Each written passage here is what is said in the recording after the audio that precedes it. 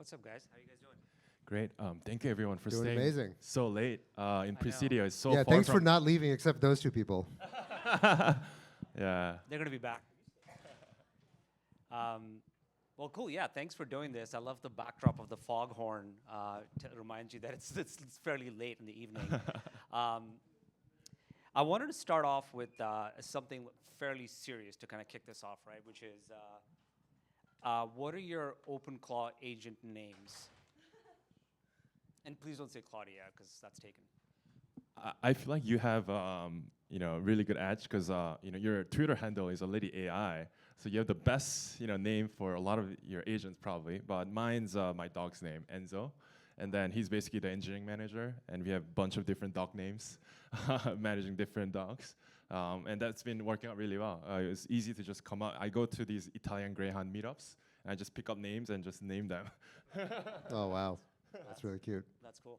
What about you, Haseeb? I have a couple, but the main one I use is named Bombot, which is a long story, so I'm not going to go into it. Doesn't matter. But yeah, I have one with a Telegram chat in my family that we use to adjudicate fights in the family chat. So not a Greyhound. So actually, let's just dive into that. Like, what are you using? Are you using this system? Because we were on some group chats, and you were like, I'm not really sure what this is useful for, but have you found usage for this thing, Haseeb?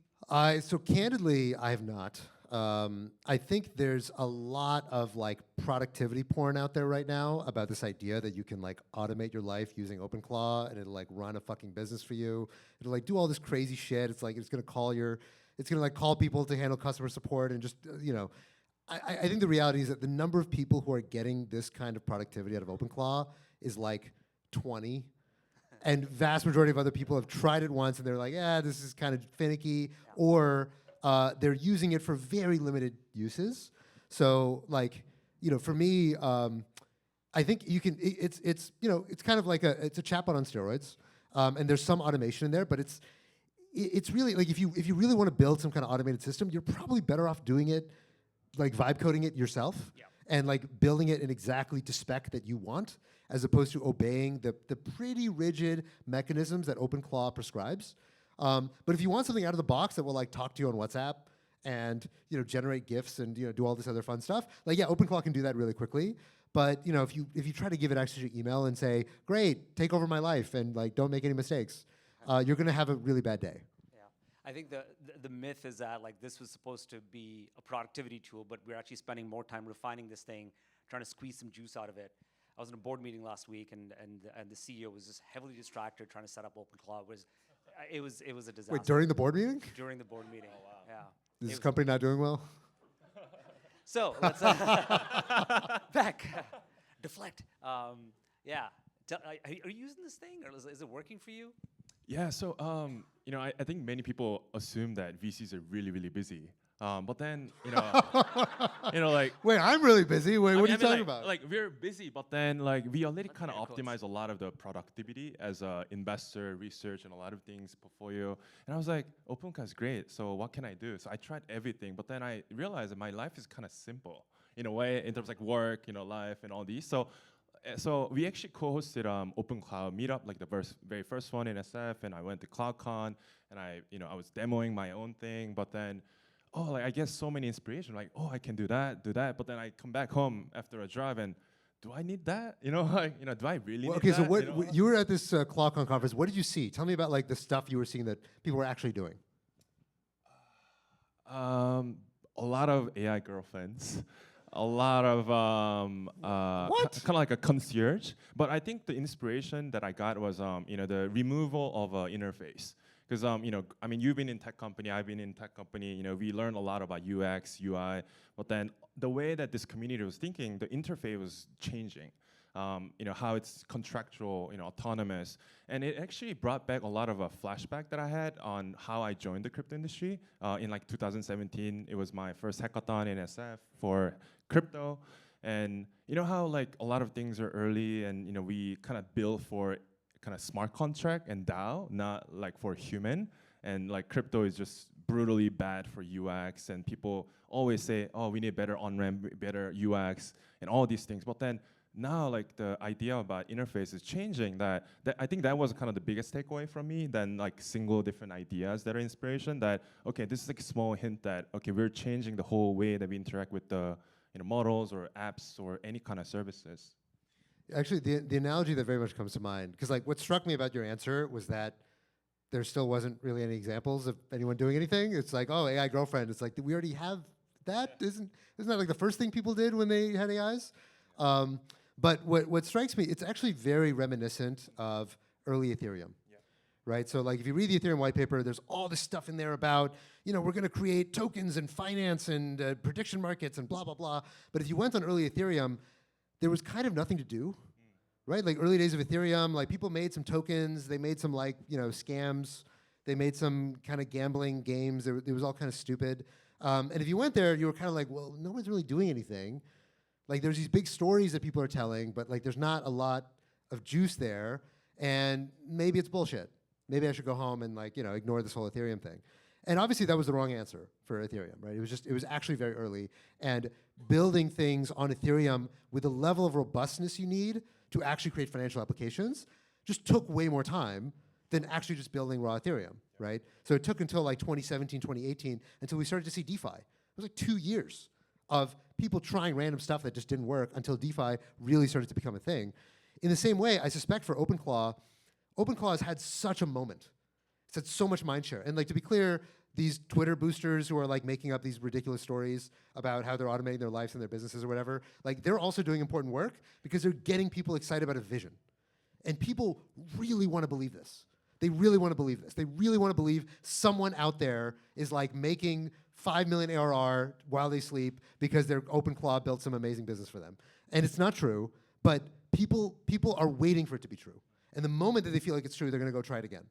So I think this ecosystem is just going to keep growing like crazy because everybody is going to keep adding and improving and solidifying this particular ecosystem until it becomes a thing everyone wants it to be.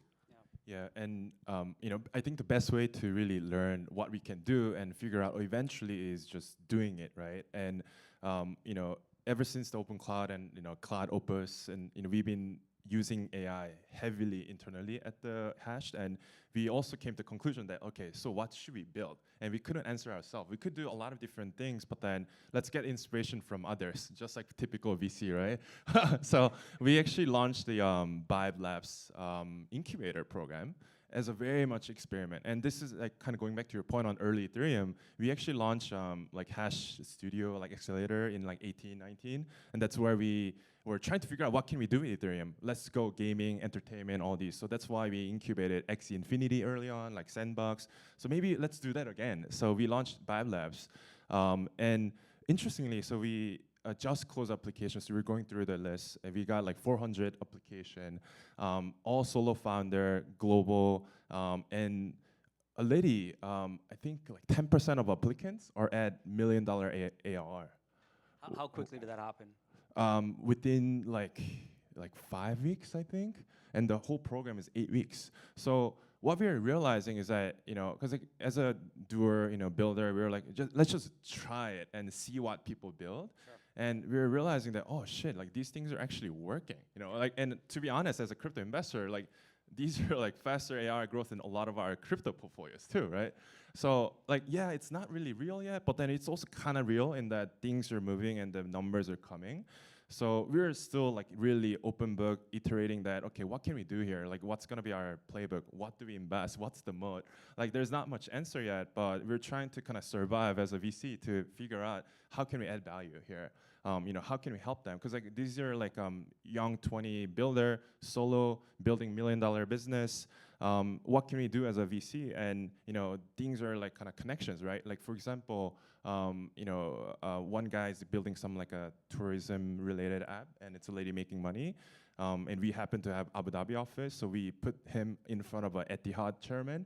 And that's kind of I think the distribution we can make for these kind of AI builders, right? That's very different from kind of commenting on your token model, consensus model, or how your code is structured and such. So really, it's been really exciting and also kind of scary for us, but trying to really ride the wave together with the builders. Yeah. Thank you. Haseeb, something you mentioned, which is, Ethereum was kind of flat for a while. DeFi became a thing. TVL became the North Star metric. That kind of, I think it spurred network effects, right? Because the more TVL you had, the more builders came in, and that kind of like spurred something. So I wonder if there's something like that with OpenClaw that's to come. I'm curious from the audience, though, how many have an instance of OpenClaw running? I'm just curious. Like, if you could raise your hands. Okay, that's a good number. How many of you, of the people who raised your hands, how many have connected any form of proprietary data to OpenClaw? 2, 3, okay. Very few. Very few. Just but no, that's. How many of those people? How many regret it? How many have you have still got it connected? I guess. Okay. Oh, she's a believer. We got a believer. Okay. Yeah. Beautiful. Love that. Okay. Humans are toast. Okay. All right. Nice. Talk to me after. Yeah. We were to begin with. I guess that's interesting. To zoom out, I guess, I was thinking a little bit about like the scope of this conference or this event, which was like around open source AI, right? So maybe just to get a little bit of insights from you, like what does that mean to you, Baek? Like, what does open source AI mean to you? I was also kind of thinking about this because like right now the centralized or like a closed and AIs are basically on a roll in terms of like impacting the market.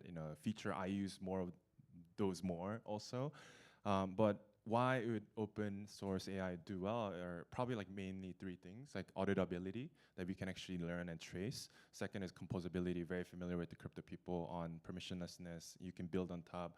And I think third is really the big thing, which is a no kill switch that you continue to build on, but then they won't really kill it from some kind of a institution that can make the decision based on political reasons or business reasons. So those are big ones, and other cases is just kind of putting my crypto perspective on. Sorry, Baek, just something you said. There's no kill switch, but so with an open weights model, though, I just want to pick on that for a second because I mean, there's so much news about this just in the last few days. Might have changed since we've been sitting in the last few minutes, but with distillation, with I guess to your point, the lack of transparency in how some of these open weights models are really built. Do you really believe that there isn't such a thing as a kill switch when it comes to like open weights? I mean, because most of these are built in an obscure manner, right? Yeah, so we don't really know how it's. Yeah, and that's kind of where I put like my crypto perspective on, where these open source projects kind of start slow and takes time, and they are still centralized in a way in terms of that kill switch. But eventually, when it gets picked up and grow, it's going to be very hard to have that. And I used to be software engineer before. I used to work at AWS, and kind of uniquely, I was actually working on a lot of security open source stack that Amazon used. But what a lot of people think open source software is actually very philanthropic, open, goodwill, but it's actually very political because it's a lot of money involved, right? Like AWS pushing that, like Git repo, like, hey, do it this way, not that way. Like it was really interesting experience that I came in as a young engineer thinking open source is a good thing, but it's actually very dynamic. So that, I think governance and the dynamic hasn't really formed in open source AI. So that's something I'm very curious and optimistic. Obviously there is a risk there.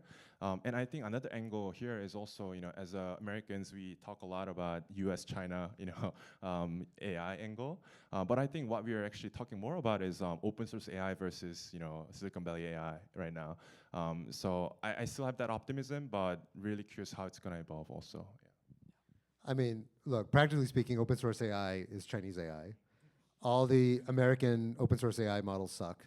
GPT-OSS 120B was terrible at the time that it was released. Now it's even worse.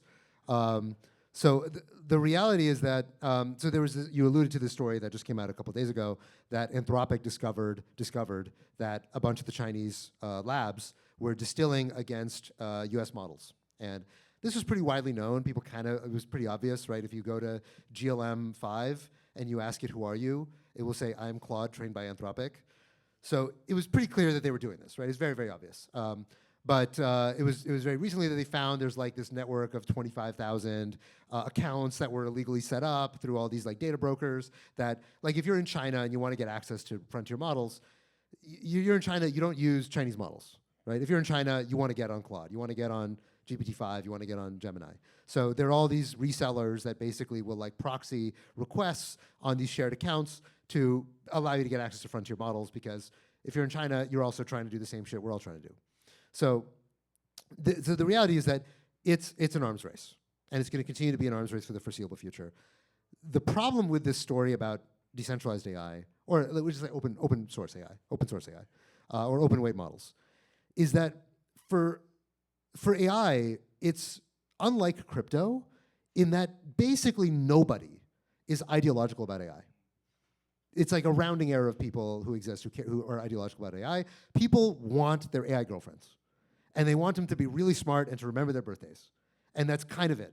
They want outcome. Yeah, exactly. It's such an incredibly persuasive technology with its sheer utility that people mostly don't give a shit, right? Like there's some performative stuff about, oh, they're training on the artists, and what about the authors, and what about the blah, blah, blah. And like the New York Times will write about this, but they all fucking use the same stuff that we do, right? And so I find it to be very unlike crypto in that way. In crypto, there really was this ideological contingency that was actually pretty big. Like people who really did believe that there's something fundamentally rotten about the core of fiat currencies.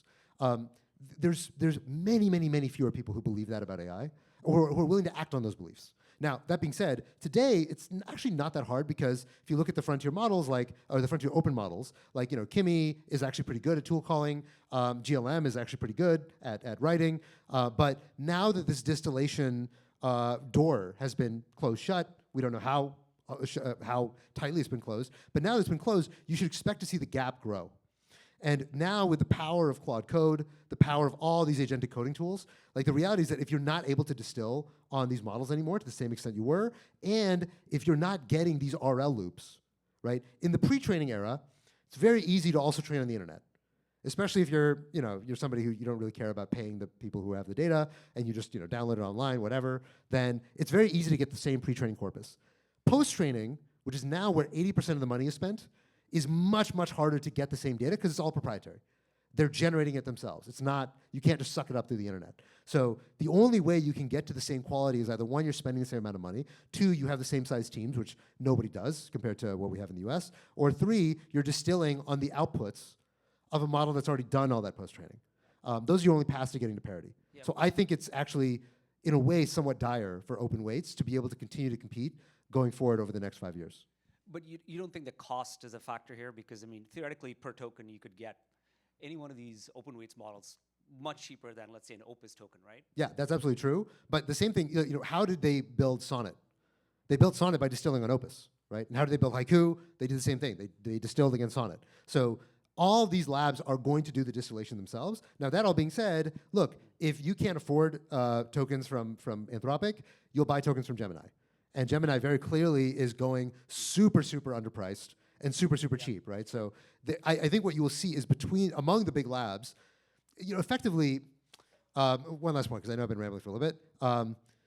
In China, people often talk about this problem of overcompetition, right? What is overcompetition? Overcompetition is this idea that, take BYD or take all of these solar panel companies in China.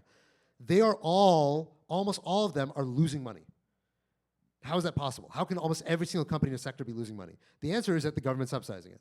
And if the government's subsidizing the entire industry, then basically you can have the situation where every single company is losing money, but the overall industry is gaining market share globally.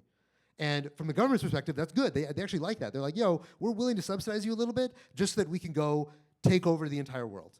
So this is industrial policy 101, right? So China right now has this overcompetition problem, and they're struggling to wean off of it.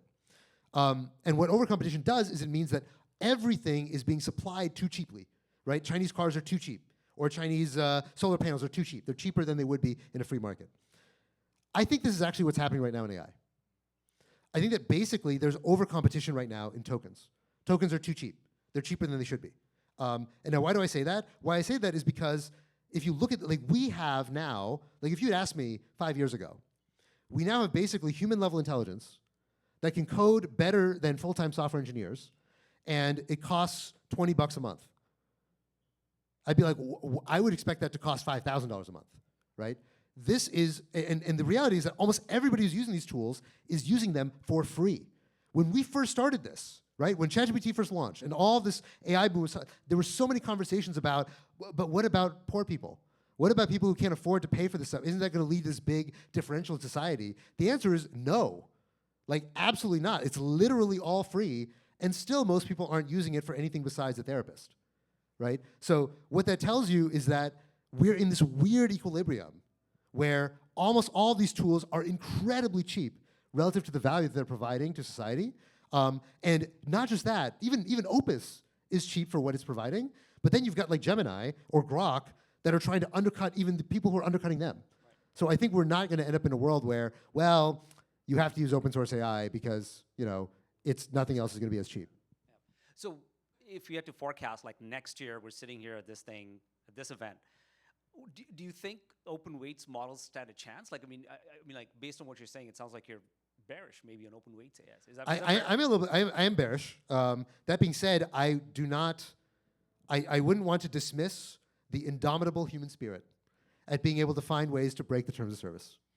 So I don't know if people saw, but very recently, right after the Opus Anthropic announced, like, hey, we're cutting off all these Chinese bad guys, you know, they can't access our APIs anymore.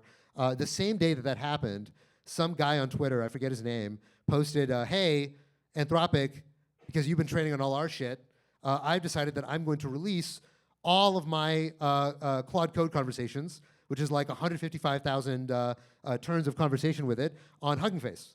And it's my data, so fuck you. Here it is, anybody can download it. And Elon Musk retweeted it, so it got like 18 million views. And I think a bunch of people saw that, and he released like a tool that allows anyone to do this themselves. And so I think what you're gonna see is this kind of almost like civil disobedience, because the reality is that the labs have to give you ownership of the IP, otherwise, like, because you're using it to code, right? You're using it to build stuff. So if it's not your IP, then how the fuck are you gonna use it? So there's this fundamental problem that they're giving you the data, they're giving you the output, but they don't want China to get the output, and there's no way that they're gonna stop that in the limit. So I think now there's things they can do to restrict the chain of thought, there's things that they can do to like restrict some of these things, but at the end of the day, if all the output is there, you're gonna be able to do distillation. This has turned into a giant Vana pitch, I feel like, over the last couple This is all a giant Vana pitch. Yeah. She actually sponsored this whole last panel. Hat tip, we should call it out, but that's fair. Okay, so I guess, so like, how should we think about moats here, like as investors?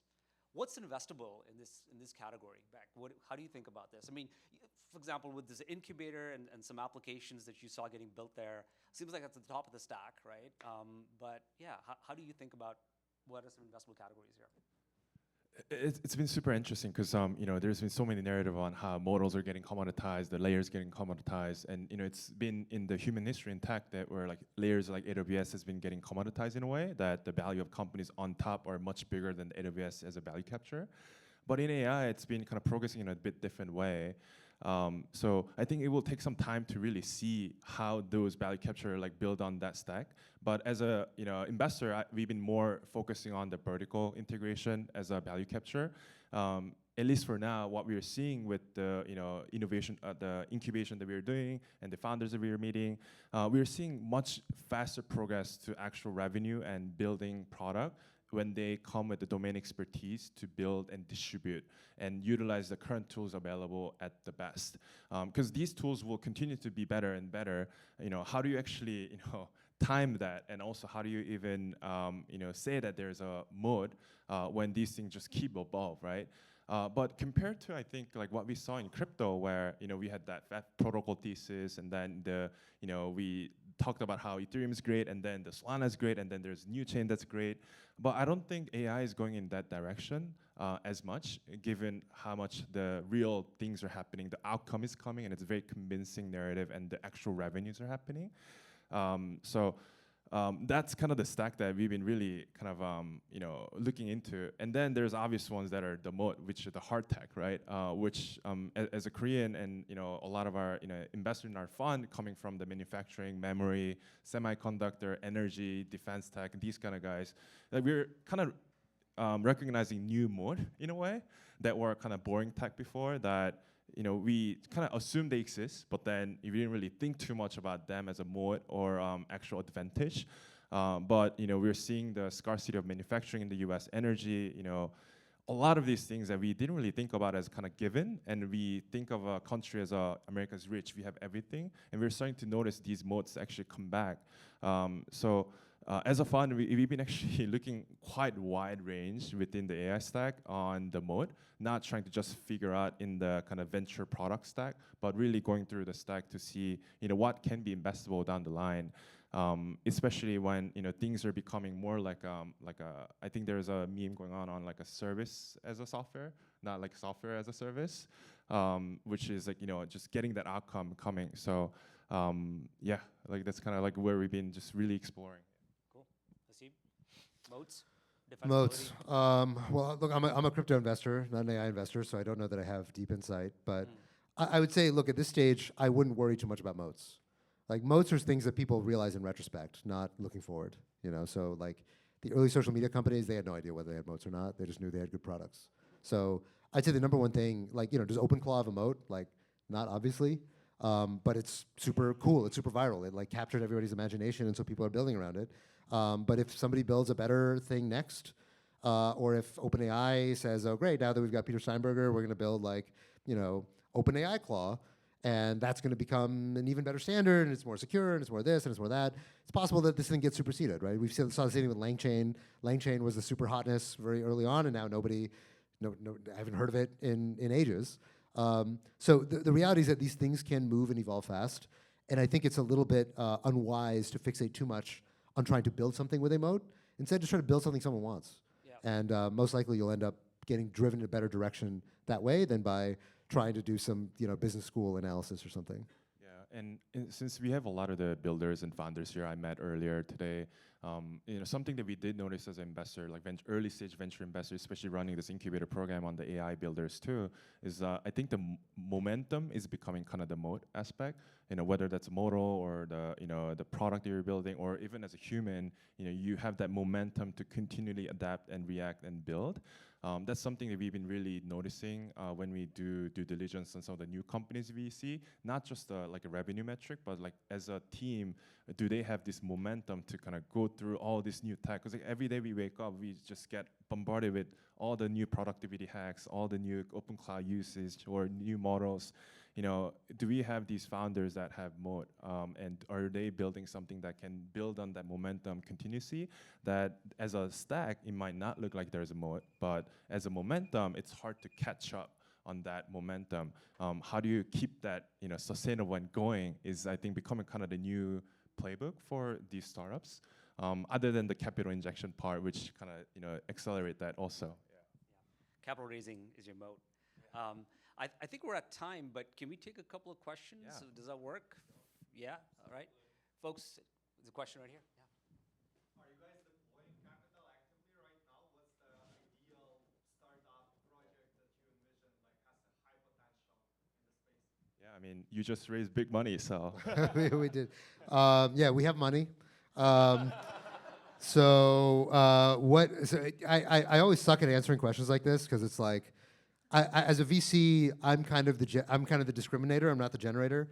I can see an idea and be like, oh, this is interesting for this reason or not interesting for that reason. If I had a great startup idea, I would quit and just go build that. I don't know. I would say, look, like on some level, there's so much changing right now. And it's changing, to your point, it's like changing every fucking day. So it's really difficult to build in a space that's changing very fast because you might say, oh, great, like clearly everybody's using XYZ for this use case. And then the next month, like, oh, wait, no, that thing's stupid. Like, no one's using that anymore. Now they're using this. And so on some level, you kind of have to just swallow your anxiety and just go commit to an idea, even though like the ground is moving and the tectonic plates are shifting very rapidly, and just be like, yo, I'm going to fucking go for it. And if it doesn't work out and nobody cares about this thing a month from now, just say like, well, shit, all right, now what? Like your speed of iteration, these tools allow you to iterate much faster, and you have to embrace that in the way that you're exploring startup ideas. So to answer your question, yes, but you know how like in the venture capital, people say the deal that you invested that had the most kind of conflict among investment committee did the best, not the all consensus ones. But then because world is changing every day, we're noticing that in our investment committee, we're like fighting all the time now. Like everyone has so different thoughts now. Like they're reading maybe their agent is giving them different algorithm to them than like when before we were reading all same crypto Twitter, you know? So it's like deviating so fast, and the idea is endless, and the opportunity cost is gone because you can build so fast. So like it just makes you think so much that now we're like, what if, right? So it's getting really hard to come to like everyone high conviction betting. But you know, as an investor, we gotta be optimistic about future, right? And that's why we invest in the future over 10 years. So we're deploying, but it's coming to very interesting dynamic internally as a fund too. I'll also plug for our firm. Yes, we're deploying. Think a lot about second-order effects of AI and frontier tech. So, loose plug. Any question here? Hi, I'm Lena from Virtual Ventures. So I actually met you, Anand, last year. Nice to meet you. The last question was about like in this current AI landscape, what will be the investable like companies? Want to hear your aspect because you're the moderator, and also curious like Baek, you have screened all these like applicants from Vibe Labs, and you said like about 10% is actually generating revenue. What kind of like projects are them? Like, Yeah, I think the beauty of being moderator is that I don't have to answer any questions, so I can just deflect. So we have a few theses, and I'll just pick apart a few. One of which is, yes, there's a lot of money chasing neo labs, chasing giant foundational models. We have a antithetical focus on non-neural networks, on small models, on specialized models, and things like that we think are going to be more energy efficient, will cost less to train, but will attack like niche areas that haven't been tapped into yet. So like loosely speaking, like AI for science, for example, things like that. So there's like, you know, given everything we've done with AI so far, it's a great chatbot, it can code really well. What are some of the areas that AI hasn't really sort of transitioned into yet? So that's one. The question on defensibility and moats, you know, we think about that a lot. And there's an ongoing narrative right now that, you know, anything that can be built with software will get built with software, right? So it's just going to happen. So the question is, what is the founder's like defensibility? Where can they kind of stand out and break out?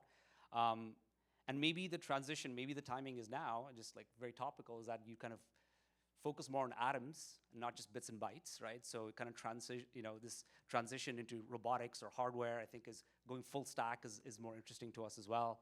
And then yeah, second order effects, energy, quantum, you know, things like that. I guess we've kind of asked ourselves, like, let's say AGI is here, like what is steady state at this point? And those are some of the things we're trying to look to back today. So yeah, that's my cop-out answer. And then yeah, second question on who are the ones that are making money. We're going to be announcing them pretty soon, so watch out for the demo day. But these are like really random shit. Like that's kind of obvious, but then I wasn't, I guess, diligent enough to build.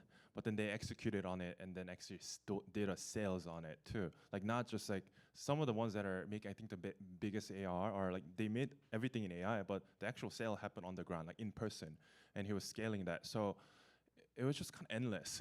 There was no pattern on like who's actually making, like it wasn't really a category concentration that this category makes more money. It was just, I think, more on founder that were really utilizing the tool and connecting them with the money opportunity, and actually spending time and sweat and all that to do it. So nothing different from any other startup that we've been seeing, but just in a much faster scale that we've ever seen before. Yeah. question over here. I'm kind of curious as investors if you guys feel like the labs have already grown into their valuations, the big foundation model labs, and if not, which parts of the stack they need to capture in order to grow into the valuations. Well, we're not labs investors. Yeah, we don't invest in Anthropic or whatever. But I think anybody who's balking at Anthropic at 380 billion is out of their mind. I think it's very clear that these are going to be some of the most valuable companies on earth, and the stock market's reacting accordingly. Is that every time they release a fucking blog post, they kneecap another company. So I think it was just the other day that Anthropic wiped out like $500 billion off the stock market. So that's less than their current valuation. So these might be in some ways the most capital destructive companies we've ever seen.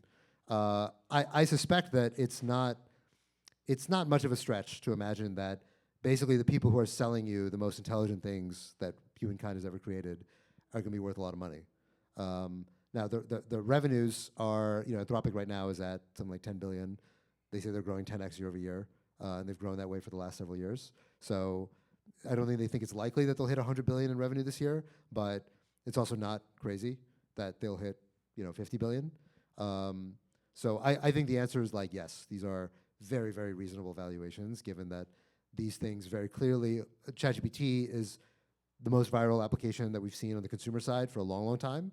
It's very clearly displacing most consumers' front end of how they're interacting with the rest of the world.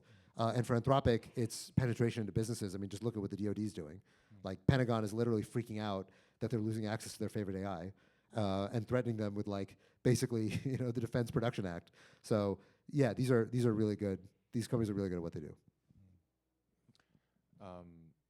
Not focusing too much on kind of the AI model and such, but just really looking at from a financial perspective of value capture and as an investor, and us coming from crypto venture investing.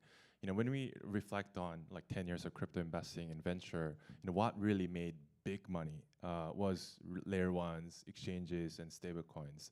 Why were they the more sustainable, continue to make cash flow or make big upside for investors or the people in the ecosystem? I think one of the main reasons, all the fundamentals aside, I think the main thing was world is becoming more and more efficient and very liquid. And I think crypto industry saw that as a more of a teaser before the AI boom came. And now AI is making the whole world very liquid, very efficient, and very smart. And that's getting concentrated to this stack that you mentioned as a giant labs. So I also have a little bit of a kind of nervousness that is this going to be similar for AI? In that, we use all these apps, but then, I also do feel as a active vibe coder now, all these apps are feeling kind of like a TikTok short form reels, not right? Because you try it and then, have fun, great, make some money on app, or have a lot of engagement, and then it's gone, it's not cool anymore.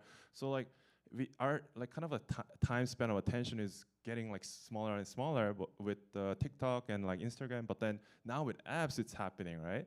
And I think ACNZ or someone reported that for the first time the app download percentage is going up right now, and it's been flat for a long time.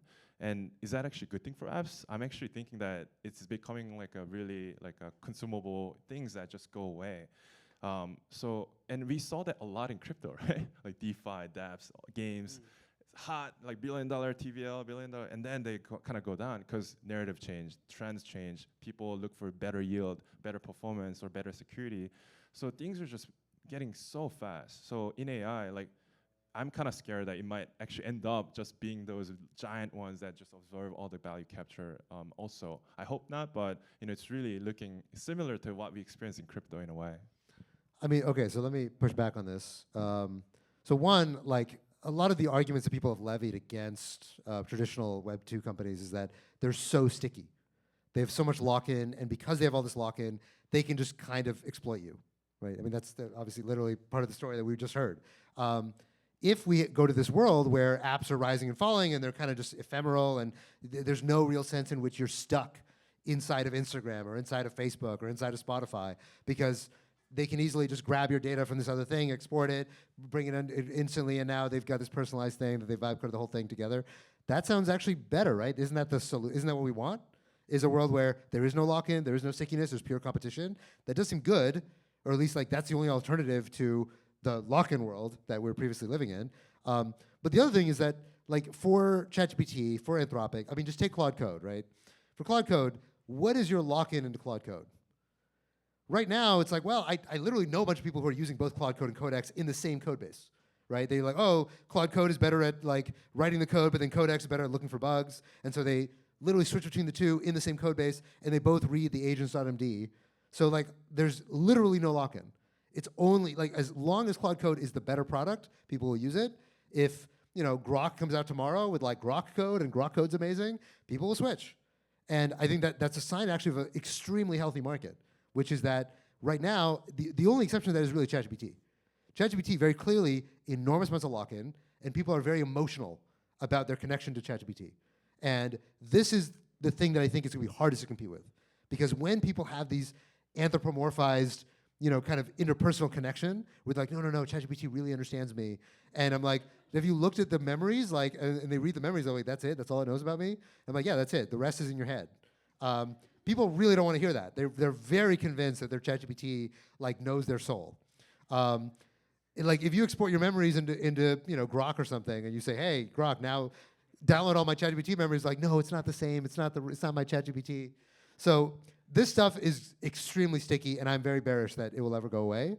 But for the utility stuff like coding, which is, right now it's all of Anthropic's revenue is just that. I actually think that this is very, very healthy competition. One more? Yeah. Do you think the competition is, like for cloud code, I think it makes sense, but for like enterprise level deals, like it's like the switchability is like definitely a lot harder, right? Just because of like all the deals and all the legality and stuff that they have to go through. Yeah, no, that's certainly true. That being said, I'd imagine a lot of these companies, so like many of the companies that I know, I have friends who work there, they both have Claude and Codex subscriptions. Yeah, they have everything, right? And like you'll have ChatGPT at least, if not Codex. Right now, what you can see is that OpenAI is desperately trying to push Codex because they know they're losing, they're way behind, and they know their valuation is going to suffer if they completely lose that entire coding market. So actually what you're seeing is that like, Gemini is trying to give this away, OpenAI is trying to give this away because they want to get some foothold in the market. And right now, even though maybe you're seeing it on Twitter, like Codex and Antimatter or whatever it's called, Anti-Gravity, they're tiny compared to Claude Code. Claude Code is absolutely just decimating the market. So the reality today is that there's competition even within a lot of enterprises. Cool. All right, maybe we'll do one more. We'll wrap it up. Last one, absolutely last one. Yeah. So where do you guys see crypto AI intersection PMF? Where do I see it getting PMF? Yeah, with the crypto AI thing. You want to go first? Yeah, Baek. I'm not the best one because we haven't really invested in that many crypto AI investment, mainly because we couldn't really find good PMF during the stage that we were investing in. So maybe not the best one to answer. But I do see value in a lot of these kind of decentralized data stacks or the inference or lower compute, because like right now it's focused on kind of high performance, but down the line as it gets more commoditized, I think there will be room for these decentralized stacks. But today, I'm not too sure yet. Yeah. I'll take a swing because we spend a lot of time looking at the stack. I guess this is a long conversation because what would you mean by crypto here? Like, what does crypto AI really like? What does the crypto and crypto AI mean, right? And loosely speaking, there's like this model in our heads, which is like, can you use cryptographic primitives to do things like decentralized AI?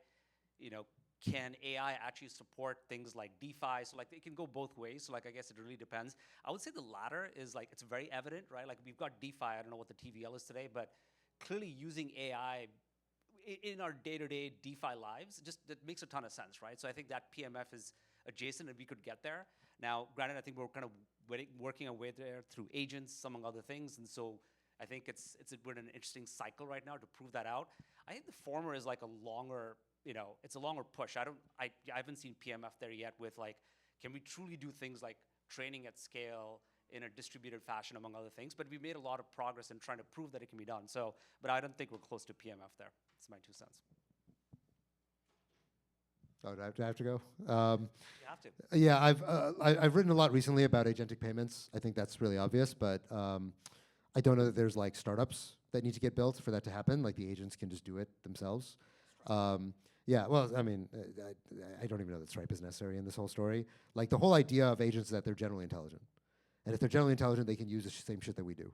So I pointed out to somebody earlier, somebody was asking like, oh, how do you build like the version of Ethereum or the version of Bitcoin that's good for agents?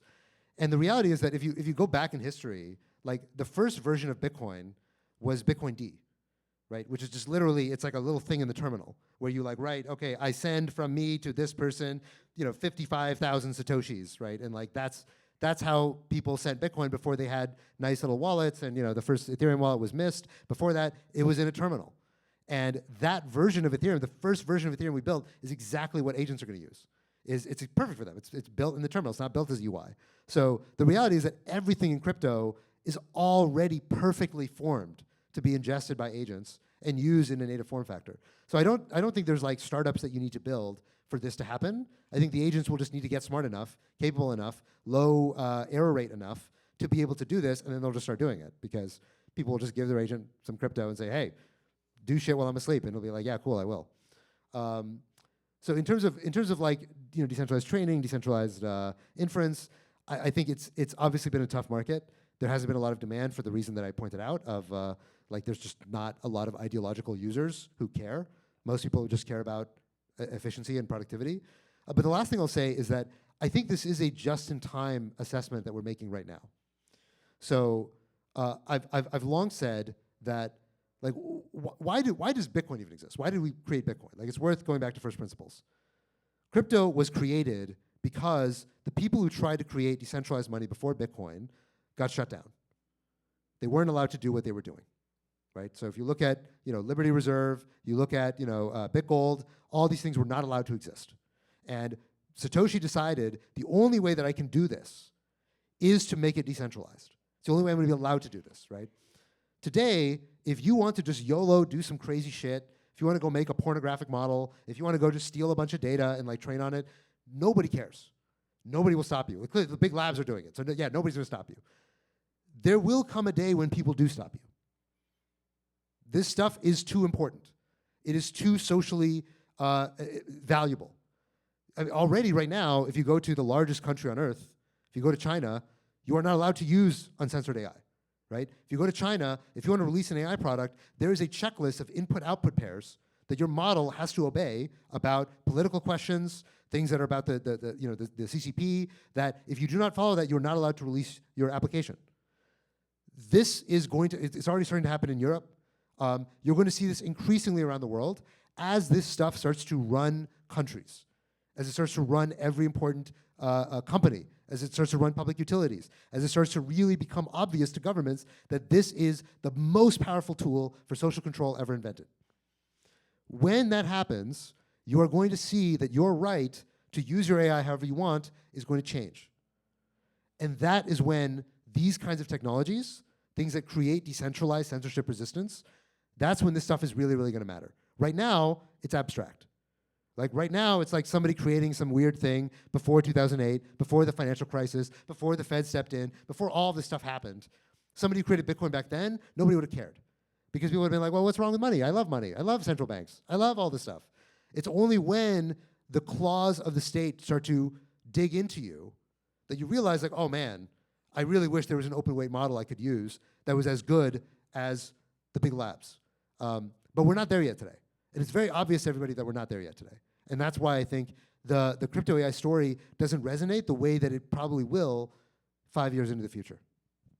I can't think of a better way to end than with that. So thanks, Haseeb. I love it. Thanks, everyone.